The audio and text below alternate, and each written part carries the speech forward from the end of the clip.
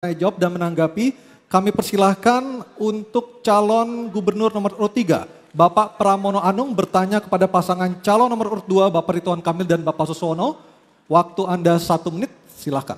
Kang Emil, Pak Suswono yang saya hormati, pertanyaan saya sederhana seperti ketika Kang Emil tanya saya tadi. Pengalaman Kang Emil sebagai gubernur dan juga sebagai wali kota di Bandung, dan saya yakin bisa hal yang sama juga diterapkan di Jakarta kalau terpilih. Untuk itu pertanyaan saya sederhana, bagaimana Kang Emil dalam konteks untuk SDM transformasi menjadi kota global kepada kelompok disabilitas? Karena perbedaan Jakarta dan Bandung relatif hampir sama.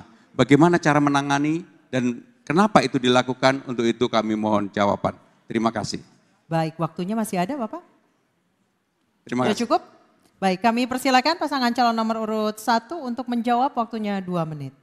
Ya, dalam visi misi pasangan Ridho, kita ini membawa Jakarta baru karena ditinggal Nusantara sebagai ibu kota. Menuju Jakarta maju, naik kelas jadi kota global.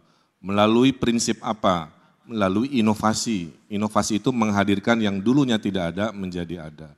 Dengan 2 nilai, berkeadilan dan sejahtera. Pertanyaan Mas Pram ini adalah konteks tentang berkeadilan. Yang namanya berkeadilan, semua di Republik ini selama dia adalah anak bangsa kita harus mendapatkan hak yang sama dalam pendidikan, dalam kesehatan, dalam pekerjaan, dalam mobilitas di kota.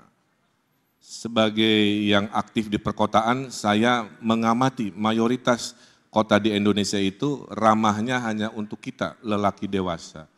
Disabilitas dan lain-lain kadang-kadang susah. Waktu pengalaman saya reformasi semua perempatan-perempatan jalan, trotoar-trotoar dihadirkan dengan jalur disabilitas misalkan ya. Saya pernah tegur satu wali kota karena jalur tunanetranya di warna merah, mohon maaf. Saya bilang ini bukan masalah warna, ini kuning itu adalah low vision yang paling bisa dilihat. Ya. Hal-hal begitu terus kita tingkatkan.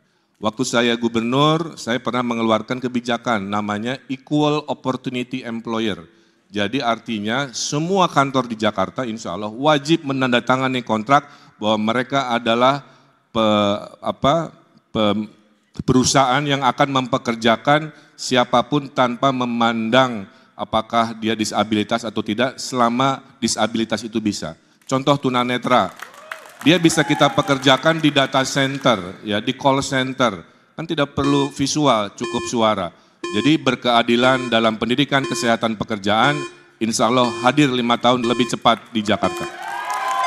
Baik, silakan ditanggapi Bapak Pramono Anung dan Bapak Rano Karno atau Sidul, waktunya 1 menit, silakan. Dalam kesempatan ini hadir sahabat saya yang namanya Farhan Helmi dari Bandung dan juga Mbak Atun, adik dari Bang Dul. Kenapa saya menanyakan ini? Karena persoalan disabilitas di Jakarta maupun di Bandung kurang lebih sama. Tidak ada keberpihakan secara sungguh-sungguh dari pemerintah untuk menangani mereka. Bukan saya menyampaikan sesuatu yang mengarang. Teman saya Farhan Helmi sebagai ketua Dilan Disabilitas dan Lansia yang ada di Bandung selama ini untuk menyewa ruangan dan kantornya saja kesulitan. Bahkan untuk aktivitas sehari-hari juga mengalami kesulitan. Saya yang ada di Jakarta pada waktu itu karena dia sahabat saya, ini sudah bertahun-tahun yang lalu. Maka kamilah yang kemudian nanti bisa ditanyakan kepada sahabat saya yang namanya Farhan, kamilah yang kemudian memenuhi hal itu. Jadi praktek di lapangan seringkali berbeda dengan apa yang di luar lapangan. Terima kasih. Baik, terima kasih. Kami persilakan pasangan calon nomor urut 1 untuk memberikan tanggapan dari pernyataan pasangan calon nomor urut 3, waktunya 1 menit, silakan. Ya, ibu saya mengatakan kalau dianggap salah saya mau minta maaf Mbak Farhan. Kalau dirasa masih belum cukup, saya tidak akan excuse.